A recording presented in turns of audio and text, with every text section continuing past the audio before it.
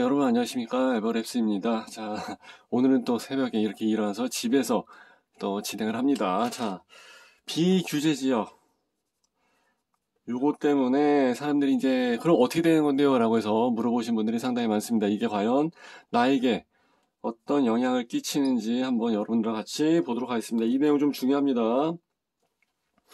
자, 일단은 자, 눈으로 봤지만 절대 알 수 없는 글씨, 귀로서 듣고 이해를 해야 되는 글씨. 자, 추첨제 물량이 많아졌다. 이 얘기 뭐냐면요.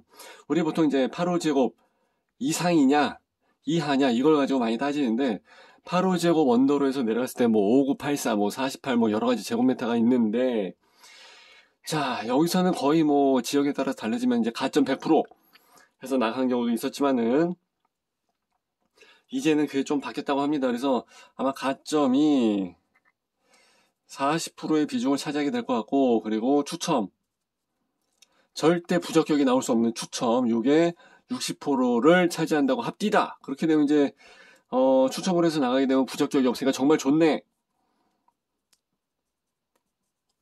그런 부분도 있지만 가점, 그러니까 이게 참 저는 좀 입장이 좀 애매합니다. 그래서 청년층 또는 30대 신혼 이런 분들한테는 좀 유리해졌죠. 이런 분들이 나이가 그렇게 많이 되지가 않는데, 그리고 아직 자녀가 많지도 않은데 가점이 될 수가 있나, 그죠? 뭐 30살에서부터 뭐 무주택 기간 따지고 통장 가입 기간 뭐 따진다 그러면은 가점이 얼마 나올 수가 없습니다. 거의 해봤자 뭐 20점, 뭐 30 몇 점에서 잘해야 한 40 몇 점 나오기 때문에 당첨권으로 해서 볼 수 있는 60점대, 69점대랑은 차이가 상당히 많죠. 그런데 이제 추첨제 물량이 많이 나오게 되면서 청년층, 30대 층한테는 수혜가 좀 많이 되게 될 것 같아요.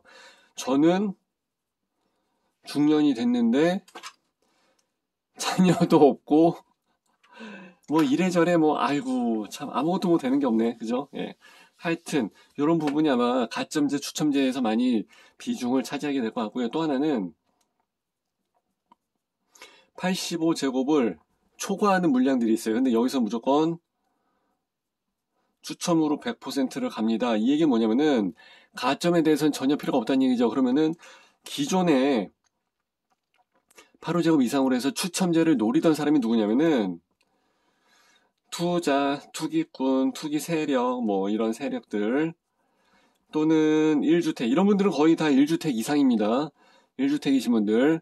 그래서 이런 분들이 내 집 마련 하나 더 하려고 이제 넓은 집, 좀 진짜 좀 좋은 집 요런 데를 이제 생각을 하시고, 이분들은 1주택이 이미 되기 때문에, 그리고 이제 프로 당첨 넣어드린 분들이 좀 많이 있기 때문에 사실 가점제에서 당첨을 기대하기는 굉장히 어렵죠. 예, 그렇기 때문에 거의 이제 큰 평형으로 해서 이동을 하시는, 청약을 하시는 분들이 많이 계셨는데, 이런 분들이 이제 이런 쪽으로 해서 이제 추첨제를 가게 되면서 가왔는데, 이제 우리도 일반적인 사람들도 추첨제 100%에서 이제 가점이, 그럼에도 불구하고 아직 신혼인데 아이가 없다든지 하시는 분들이라든지 또 1주택을 이미 갖고 있어서 부모님 것 때문에 해서 이제 뭐 여러 가지 이제 뭐 좀 문제가 많이 있는 경우, 케이스가 워낙 다양해요, 부동산은. 그래서 케바케로 가야지, 그 맞춤으로 가야지 케바케로 해서 갈 수 있는 그게 안 되거든요, 사실. 그래서 이런 일부 분들한테도 추첨제에 대한 혜택이 좀 많이 돌아가게 되지 않을까, 그렇게 예상을 해보는 거예요. 자, 그리고 또 한 가지는 전매 제한 기간. 근데 전매 제한 기간 같은 케이스는 물론 이제 이것도 지역에 따라 다 다르고 이제 땅의 성격에 따라 다 다를 수도 있는데, 일단은 전매, 이게 뭐냐면은 앞전자 매매하지 말라고, 우리가 미리 앞서서 매매를 하지 말란 뜻이에요. 쭉 들어가서 이제 준공이 떨어지기도 전에, 그럼 그 상태는 뭐예요? 분양권 상태잖아요.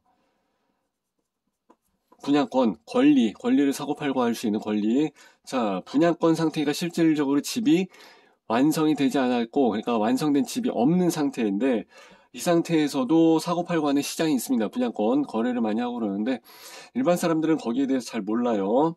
자, 분양권 거래를 함에 있어서 제한 기간을 둡니다. 그래서 뭐 요거는 6개월짜리, 요거는 뭐 3년짜리, 연자를 어떻게 쓰지? 예. 또는 뭐 공공 해서 이제 나온 거는 뭐 10년짜리 가는 경우도 있는데 요게 기간이 다 짧아집니다. 그래서 뭐 3개월에서 뭐 1년까지 해서 가는 경우도 있고 그러는데, 근데 어찌 됐든지 간에 기존에 전매 제한 기간이 있다 할지라도 보통 6개월짜리라든지 1년짜리는 단속으로 대상으로 잘 하지를 않았습니다. 어느 지역에 간다 할지라도, 지방 어디를 간다 할지라도 요거는 사실 잡지를 않았지. 보통 이제 3년, 10년 뭐 공공을 건드렸다든지 이런 거는 진짜 큰일 나는 문제죠. 예. 그래서 이런 거는 치열하게 단속을 했지만은 뭐 6개월짜리, 3개월짜리 이런 거는 뭐 거의 단속을 하지 않았으니까 사실상 짧은 전매 제한 기간이다 그러면 이것도 거의 풀어지는 것 같아요. 예. 그리고 이제 또 한 가지는 통장 1순위.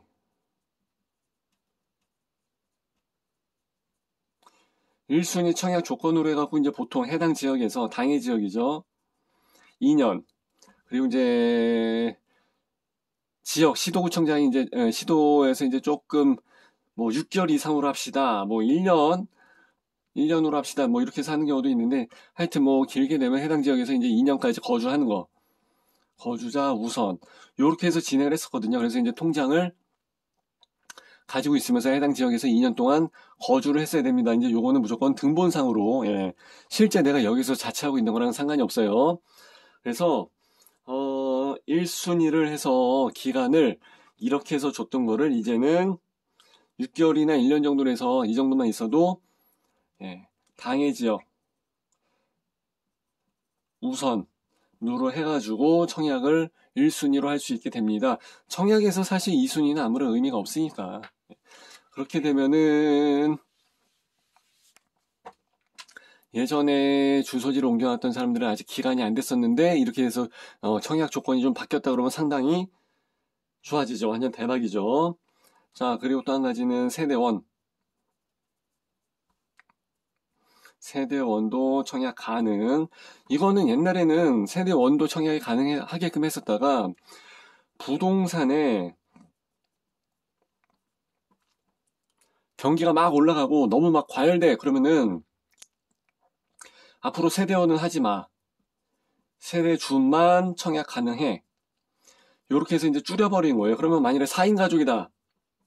그러면은 이제 이 집에 세대주, 뭐 이제 보통은 아빠니까 아빠만 청약을 할 수 있었던 거예요. 그렇게 되면은 옛날에는 세대원이 다 19세 이상에서 뭐 청약이 가능하다 그러면은 뭐 예를 들어서 한 200대 1 나왔어. 옛날에 진짜 이 정도 막 몇백 대 1씩 나오고 그랬어요. 근데 이게 이제 세대주 청약으로 바뀌면서 뭐 50대 1로 확 이제 줄어버린 셈이죠. 이제 이런 식으로. 그래서 거의 뭐 100대 1 나오던 게 뭐 이제 뭐 한 16대 1 나오는 경우도 있고 5대 1 나오는 경우도 있고 막 이렇게 해서 많이 줄어졌습니다. 근데 이제 요걸 다시 세대주도 청약이 가능하지만 이제 세대원도 청약이 가능하게끔 한다 그런 얘기예요. 그러면 이제 경쟁률은 다시 숫자 자체는 높아져요. 숫자 자체는. 그래서 이제 그것도 좀 참고를 하시면 될 것 같고 이렇게 되는 게 이제 부동산의 이제 가시적인 효과가 조금씩 나오긴 합니다. 그래서 뭐 청약 경쟁률이 이제 당장에 높아지는 경우도 있고 하지만은 일단은 DSR 이것 때문에 문제예요. 또 한 가지는 금리, 세계 경제. 자, DSR 규제라든지 이런 거는 뭐 국내 상황 봐갖고 이제 얼마든지 풀었다 쫄았다 할 수도 있는 상황인데 이거는 글로벌 경기를 따라갈 수밖에 없기 때문에 이거 마음대로 풀 수 있는 상황이 아니죠. 요거는 그래서 이제 세계 금리가 이제 계속 높아지고 있는 상황이기 때문에 우리나라도 똑같이 레이스를 갈 수밖에 없습니다라고 했기 때문에 어쩔 수 없는 부분인데 그래도 이제 내년엔 조금 낮아지게 되지 않을까 기대를 해보는 거죠. 근데 그러다가 지금의 규제를 하나씩 오케이 알았어 풀어줄게 해서 했던 게 금리가 낮아지게 되면 이게 다 한 번에 풀리는 셈이 돼버리기 때문에 급냉탕, 급온탕, 부동산 경기를 표현할 때 항상 이제 이렇게 해서 얘기하는데 사실 정책적으로도 맞추기가 쉽지는 않습니다. 예. 그때 가서 쌓였던 미분양들이 또 한 번에 다 풀려나가기도 하고 이제 그렇게 된다는 거 기억을 하시면 좋을 것 같고요. 재당첨 금지가 이제 없어졌습니다. 그래서 이게 굉장히 컸어요. 옛날에 한 번이라도 당첨이 됐던 사람은 뭐 5년, 금지. 어떤 데는 뭐 계속 뭐 금지를 당해가지고 진짜 괜찮은 청약건이 나왔는데, 야, 날짜가 아직 안 된 거야. 몇 달이 더 남아있고 또는 며칠이 더 남아있었고 청약을 못하게 된 경우의 수도 저는 현장에서 비일비재하게 봅니다. 그러니까 이게 이 날짜 하루 차이가 굉장히 커요. 왜냐하면 부동산은 시즌 장사잖아요. 시즌업 되게 되면은 봄 시장, 가을 시장에 분양이 우르르하게 나오는데 이때 당첨이 돼갖고 옛날에 뭐 5년 동안 재당첨 금지가 걸렸다 그러면은 계속 그 다음 5년 동안 그 해 5년 후에 그 봄 시장까지는 계속 청약을 할 수가 없다는 거죠. 이제 다 풀릴 때가 됐는데 그냥 이거 다 풀려버렸네. 아, 열받아. 그죠? 자, 그리고 이제 또 한 가지는 다주택자도 청약이 가능합니다. 그래서 일전에는 1주택은 인정을 해줬어요. 집이 너무 헐어가지고 나도 좀 이사 좀 가고 싶은데 당최 청약을 못하게 하니까 열받죠. 그래서 갈아타기를 위해서 처분하는 조건에 인해서 갈아타기 조건을 해서 1주택자까지는 그래 니네들까지는 실수요자로 인정을 해줄게. 요렇게 해서 이제 인정을 했는데 경기가 워낙 안 좋고 하니까 야 그냥 다주택자 니네들도 그냥 다 청약해. 이렇게 해서 이제 가버린 거죠. 그럼 역시 아까와 마찬가지로 세대원도 청약이 가능한 것처럼 이런 식으로 해서 들어가게 되면은 청약에 대한 경쟁률 숫자 자체는 또 많이 올라갈 수 있는 여지가 생깁니다. 그래서 다주택자를 청약을 하게끔 한다 그러면은 이런 사람들은 거의 다 어디에 들어가요? 아까 봤었던 8호제곱 이상으로 해서 나오는 추첨제 100%짜리 이런 데 청약을 넣겠죠.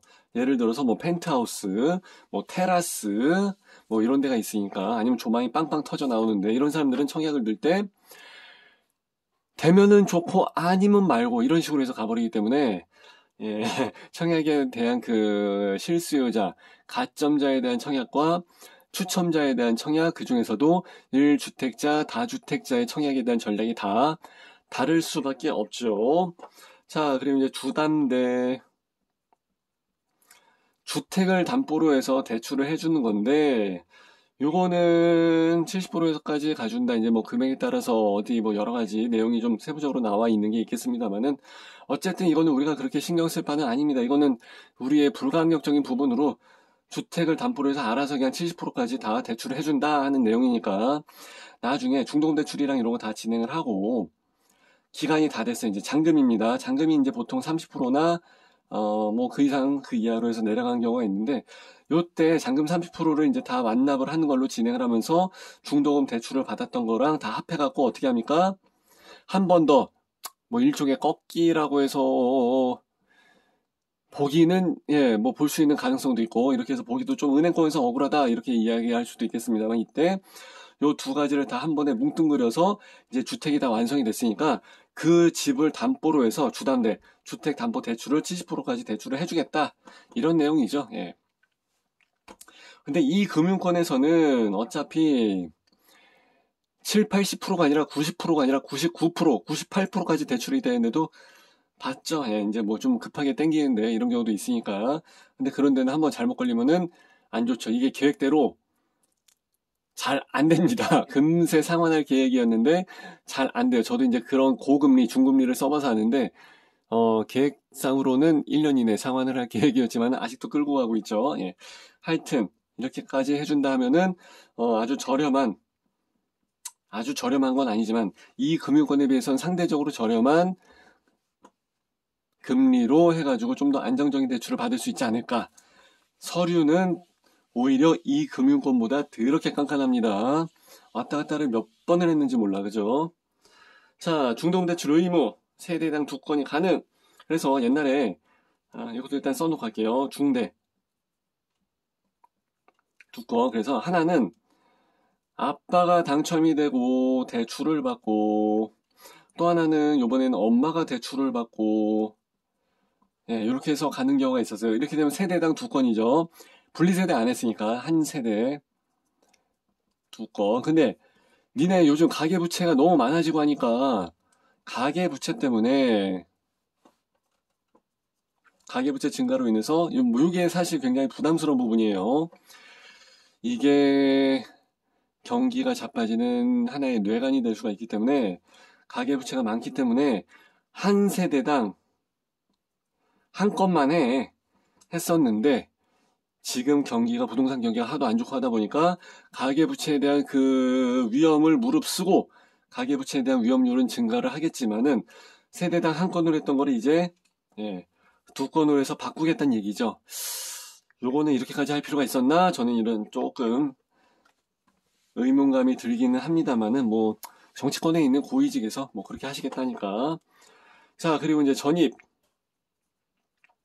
이게 조금 그렇습니다. 예. 무조건 전입신고를 해야 된다는 얘기는 서류상으로 내가 여기에 들어와 있어야 된다는 얘기예요. 당첨된 집에 이 집이 이제 준공이 떨어져서 입주 시작. 이때 나는 내가 지금 현재 살고 있는 집이 있었을 거 아니에요. 이제 이 집에서 나와서 이쪽으로 해서 다 들어가서 신고 서류상으로. 그 얘기는 뭐예요? 실거주란 얘기죠. 그래서 이제 지난 정권에서는 실수요자, 실거주 여기에 대해서 상당히 많은 비중을 두었어요. 모든 정책이 나가는 거에 대한 키워드는 실입주, 실거주, 실수요자였어요. 무조건. 근데 지금 이제 부동산 경기가 계속 낮아지고 한 동네에서 부동산이 지금 뭐 보통 100개에서 200개 정도까지 있고 시내는 뭐 300개, 400개 정도까지 있는 마당인데 그 동네에서 전체 거래가 10개밖에 안 나온다. 그럼 나머지는 100개 중에서 99개, 90개의 업체는 다 매출이 없이 손가락 빨았다는 얘기죠. 야, 이거 진짜 심각한 얘기예요. 집에 갖고 가는 금액이 빵원이었단 얘기예요. 한 달 동안 일을 했음에도 불구하고 뭐 부동산 블로그 하고 뭐 유튜브 하면서 신경 많이 쓰고 뭐 여러 가지 계속 영업적인 활동을 했을 거 아니에요. 그럼에도 불구하고 집에 가져가는 돈이 빵원이다. 그리고 이제 부동산에서 나오시는 분들이 자기 점포를 차리시는 나이대가 됐을 때는 거의 50대, 60대 분들인 경우가 많기 때문에 자녀분들이 곱비리, 중비리, 대비리인 경우가 많죠. 그러면 그만큼 돈이 많이 들어갔다는 얘기죠. 근데 집에 갖고 가는 돈이 빵원이다. 공사, 어디 뭐 공기관 있다 나오셔갖고 퇴직을 해갖고 여기 들어가신 분들도 많이 계십니다만은 이런 식으로 가게 되면은 진짜 1, 2년이면 다 까먹어요. 예, 그렇기 때문에 굉장히 심각한 문제인데 전입 의무도 이제 할 필요 없고 그냥 다 무제한으로 그냥 규제 풀 수 있는 거 그냥 다 푸는 것 같아요. 예, 그래서 이런 상황이고 그러면 이제 비규제 지역이 늘어났기 때문에 사실 서울하고 뭐 성남 광명 또 어디지? 1+4였는데 해서 이제 이렇게 다 나누고 해갖고 세종 아니었었고 하여튼 몇몇 개 지역 빼고는 거의 다 이제 사실 이제 비규제로 돌아서면서 이렇게 청약시장 환경이 돌아간다면 상당히 많은 청약 경쟁률이 기대가 되고 많은 사람들에게 실수요자에게 그리고 가점이 낮은 분들에게 그리고 가점이 높은 분들에게도 혜택이 가지 않을까. 그러면서 대출에 대한 규제도 많이 완화가 되고 하니까 환경 자체는 전반적으로 좋아졌다. 그러나 나중에 이게 금리 프로테이지가 한 번에 이게 연착륙을 해야 되는데 한 번에 낮아지는 경우에는 이게 빗장이 지금까지 풀어놨던 게 한 번에 풀리게 되면서 부동산 시장이 다시 급냉에서 급 온탕으로 급 열탕으로 해서 전환이 될 수도 있다는 거 사실 저만 아는 게 아니라 정부 관계자들 다 알아요. 근데 이제 어쩔 수 없이 하나씩 풀고 이제 하는 건데 정치 공학적인 부분이 좀 있기는 있더라고요. 하여튼 이렇게 해서 비규제 지역에 대한 내용을 한번 알아보았는데 여러분들한테 도움이 많이 됐으면 좋겠습니다. 좋아요, 구독, 알람 많이 좀 해주시고요. 따봉 있죠, 따봉. 자, 이렇게 좀 해주시고 저는 이렇게 해서 오늘 마무리하도록 할게요. 감사합니다. 빠이빠이.